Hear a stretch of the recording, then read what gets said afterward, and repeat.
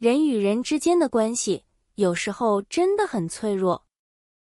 想象一下这样的场景，在大街上或者在一个聚会里，你突然看见了一张非常熟悉的面孔。那个人也许曾经是你最好的朋友，也许是你曾经深爱过的人。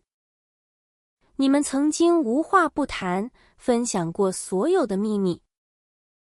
但在这一刻，当你们的眼神碰到一起时，谁也没有停下来，甚至谁也没有点一下头。你们很有默契地移开了目光，像两个完全不认识的人一样擦肩而过。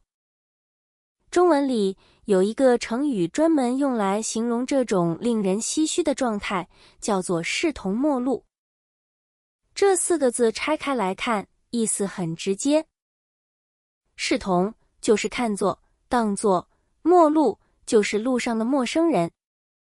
合起来就是把对方当作路边的陌生人一样对待。但这个成语最微妙的地方在于，真正的陌生人是不需要我们刻意去忽略的。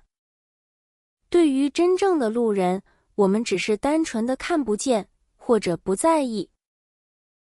而只有对那些我们曾经非常熟悉，甚至有过深刻感情的人，我们才需要费力气去装作看不见。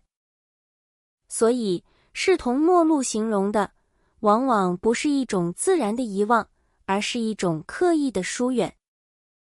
它通常发生在激烈的争吵、背叛或者深深的失望之后。因为心里的隔阂太深了，深到连一句简单的寒暄都变得多余，深到觉得假装不认识才是对彼此最好的保护。这个成语听起来有些冷酷，但它也很真实。它提醒我们，并不是所有的关系都能走到最后。有些缘分尽了，曾经最亲密的人，最后真的会变成比陌生人还要遥远的距离。下次，当你听到有人用视同陌路来形容2个人的关系时，你不需要去评判谁对谁错。你只需要明白，那2个人之间一定发生过很长、很重的故事，只是现在那个故事已经彻底结束了，